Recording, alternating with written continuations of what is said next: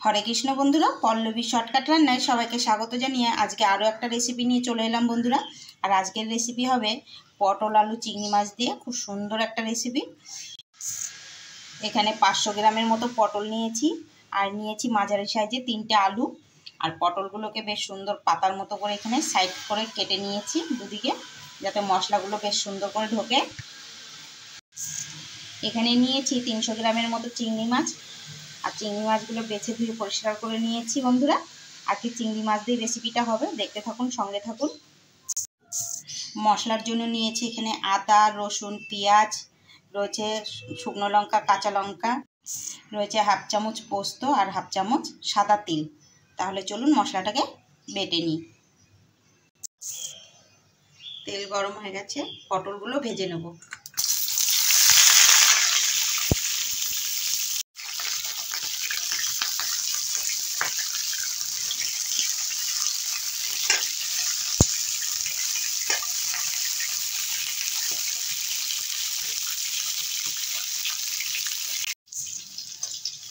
পটলগুলোকে লাল লাল করে ভেজে নিয়েছি, তুলে দেবো।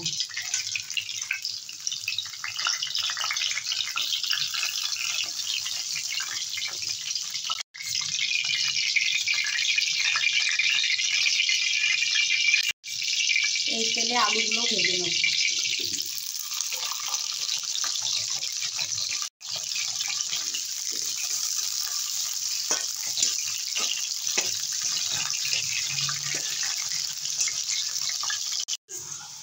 লাল লাল করে আলুগুলো ভাজা হয়ে গেছে, তুলে নেব।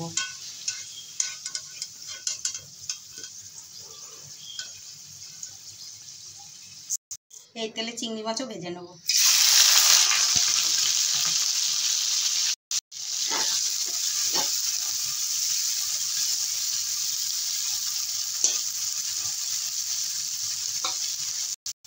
দেবো সামান্য একটু নুন, হলুদ,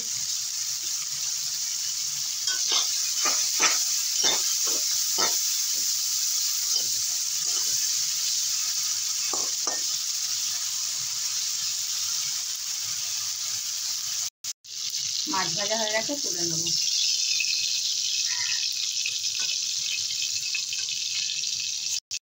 এই তেলে রান্নাটা করে নেব। ফোড়নে দেবো তেজপাতা, জিরে, লং আর দারচিনি,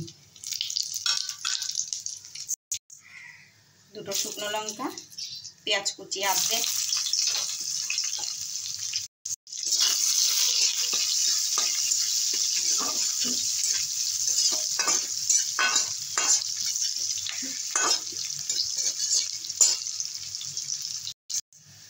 দিয়ে দেবো বাটা মশলাটা।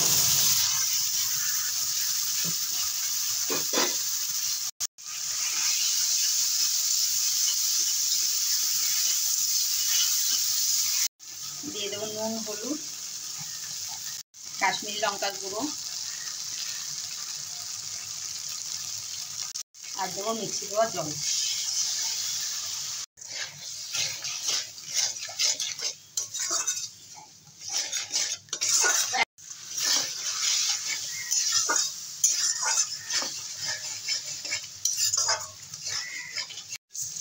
আলুটা দিয়ে দেবো।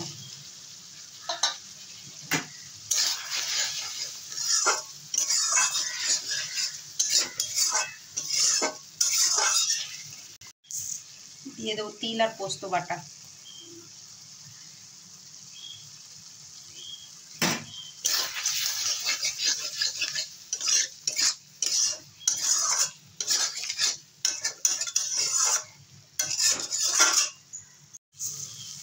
তরকারি কষানো হয়ে গেছে, তেল ছেড়ে দিয়েছে, দিয়ে দেবো ঝোল।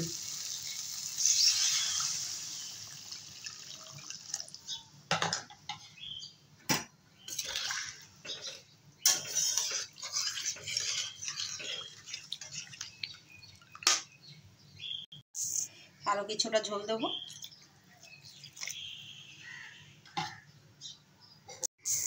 গ্যাসের ফ্লেমটা মিডিয়াম টু লোতে রেখে ঢাকা দিয়ে দেবো 7-8 মিনিটের জন্য। আলু সেদ্ধ হয়ে গেছে, দিয়ে দেবো পটল আর চিংড়ি মাছ।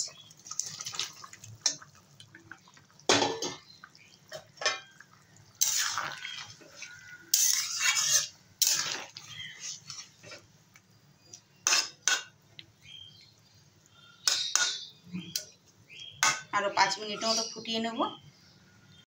গ্যাসের ফ্লেমটা বাড়িয়ে দেবো, 5 মিনিটের মতো ফুটিয়ে নেব। দিয়ে দেবো 4-5টা কাঁচা লঙ্কা। আপনারা রেসিপিটা রান্না করলে ঝালটা আপনাদের পরিমাণ মতো দিয়ে নেবেন।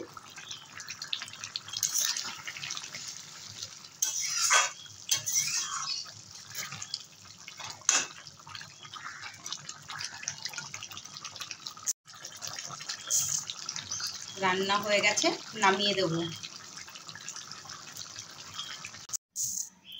এই দেখুন বন্ধুরা, রেডি হয়ে গেল রেসিপি চিংড়ি মাছ দিয়ে আলু পটলের দম। আমার মতো এরকম আলু পটলের দম কোন কোন বন্ধুরা খেয়েছেন কমেন্ট করে জানাবেন।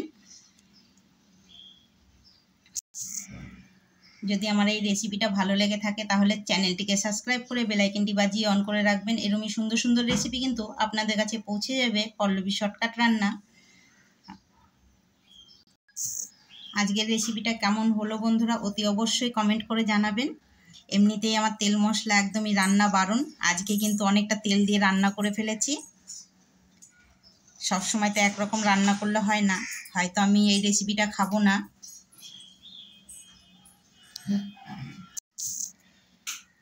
রেসিপিটা ভালো লেগে থাকলে বন্ধুদের সঙ্গে শেয়ার করতে ভুলবেন না। তাহলে দেখা হচ্ছে নতুন কোনো রেসিপি নিয়ে। ততক্ষণ ভালো থাকুন, সুস্থ থাকুন, আর আমার মতো এরকম চিংড়ি মাছের আলু পটলের রেসিপি খেতে থাকুন। রাধে রাধে, হরে কৃষ্ণ।